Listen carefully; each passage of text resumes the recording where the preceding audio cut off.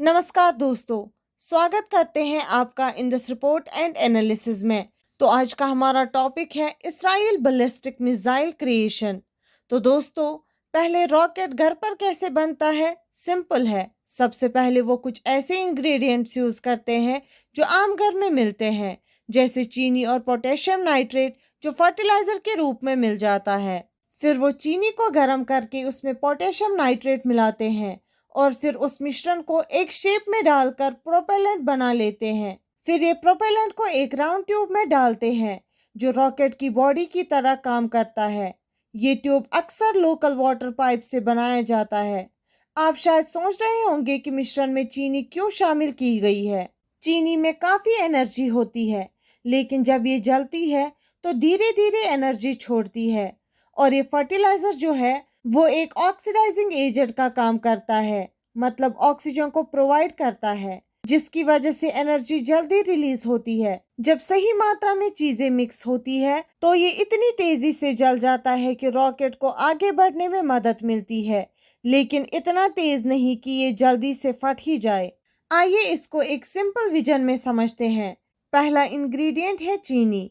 फिर उसे गर्म करते हैं ऑक्सीडाइजिंग एजेंट फर्टिलाइजर के साथ और दोनों को मिलाकर एक स्लैग बनाते हैं। ये स्लैग रॉकेट को आगे बढ़ने के लिए प्रोपेलेंट के रूप में इस्तेमाल होता है। रॉकेट्स को एक सिंपल स्टील फ्रेम से लॉन्च किया जाता है ताकि वो जल्दी डिप्लॉय हो सके और आसानी से हटाया जा सके। एक बैटरी से जुड़े वायर से रॉकेट को सॉलिड फ्यूल प्रोपेलेंट को इग्नाइट किया जाता है, जो थोड़ी देर के लिए जलता है और रॉकेट को ऊपर की ओर धकेल देता है। रॉकेट एक प्रिडिक्टेबल पैराबोलिक ट्रेजेक्टरी को फॉलो करता है और लॉन्च पॉइंट से कंसिस्टेंट डिस्टेंस पर जमीन पर इम्पैक्ट होता है।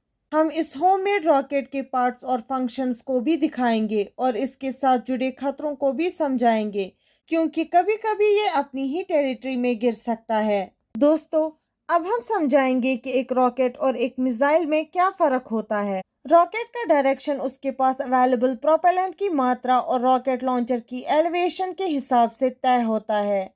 ये एक फायर एंड फॉरगेट की तरह काम करता है, जैसे आर्टिलरी राउंड्स जो अलग अलग सिस्टम्स से छोड़े जाते हैं। लेकिन मिसाइल में एक गाइडेंस सिस्टम होता है जो उसके रास्ते में इम्पैक्ट पॉइंट को फाइट के दौरान एडजस्ट करने की इजाजत देता है। इसमें एक गाइडेंस सेक्शन होता है जो सेंसर्स और फिन्स को शामिल करता है, जो एक टारगेट को एम और डिस्ट्रॉय करने के लिए रोटेट हो सकते हैं या ट्रैक कर सकते हैं।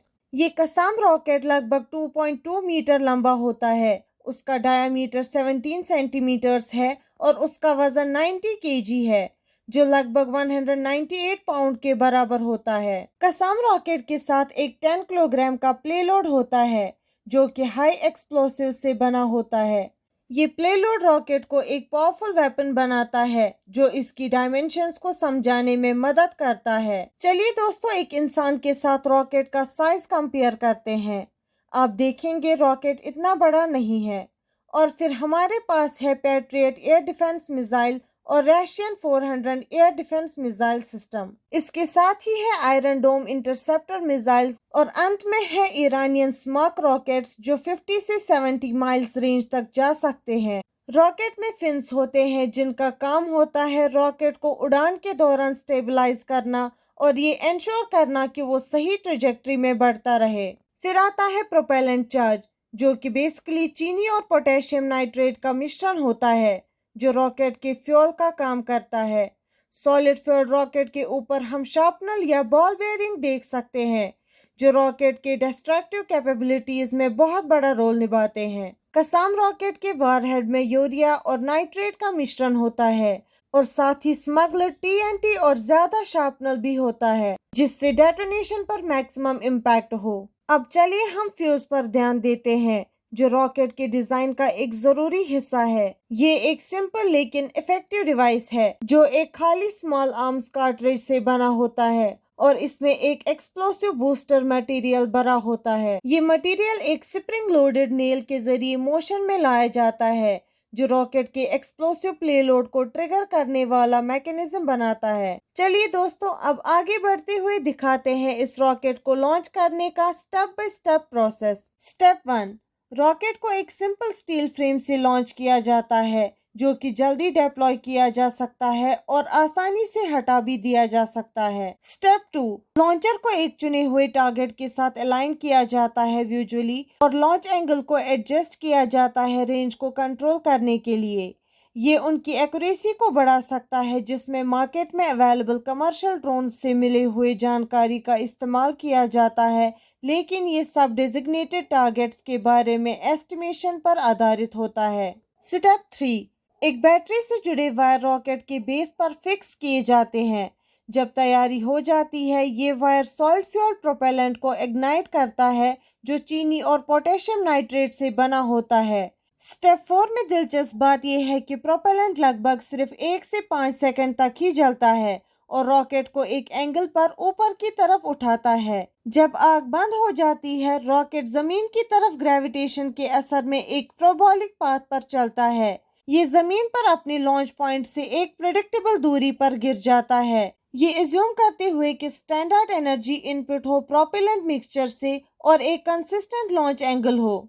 स्टेप 5 में जब रॉकेट एक प्रोबॉलिक पाथ को फॉलो करता है और सीधा नीचे की तरफ आता है, तो ट्रिगर फ्यूज को एक्टिवेट करने के लिए एक एम्प्टी मैगजीन ट्रिगर का इस्तेमाल किया जाता है। स्टेप 6 में फ्यूज वॉरहेड को एक्टिवेट करता है, जो यूरिया और टीएनटी का मिश्रण होता है, एक एक्सप्लोजन करता है और शार्पनर को फैलाता है। लेकिन इसके अपने फायदे और नुकसान भी होते हैं। रॉकेट के कुछ फायदे हैं, जैसे कि कम लागत और एक्सेसिबिलिटी। ये वेपन सस्ते होते हैं, इसलिए मिलिटेंट ग्रुप्स जिनके पास लिमिटेड रिसोर्सेज होते हैं उन तक आसानी से पहुंचाए जा सकते हैं।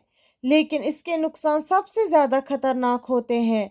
बड़ी परेशानी ये है कि कभी कभी ये रॉकेट्स अपने फ्रेंडली टेरिटरी में गिर जाते हैं। ये इस वजह से होता है क्योंकि ये सस्ते होते हैं और अनगाइडेड होते हैं और इनएक्यूरेट होते हैं। उनमें प्रिसीजन गाइडेंस सिस्टम की कमी होती है और उनकी ट्रैजेक्टरी को वेरियस फैक्टर्स जैसे कि हवा अफेक्ट कर सकता है, जिसकी वजह से उनका टारगेट मिस हो जाता है। ये इनएक्यूरेसी अनचाही कैजुअलिटीज और प्रॉपर्टी के नुकसान का कारण बन सकता है। हमस मिसाइल का साम सिर्फ $300 से $600 तक का होता है, जबकि ईरानियन रॉकेट लगभग $1000 का होता है और आयरन डोम इंटरसेप्टर मिसाइल का कॉस्ट $50,000 होता है और हर बैटरी आयरन डोम सिस्टम में लगभग $150 मिलियन का होता है।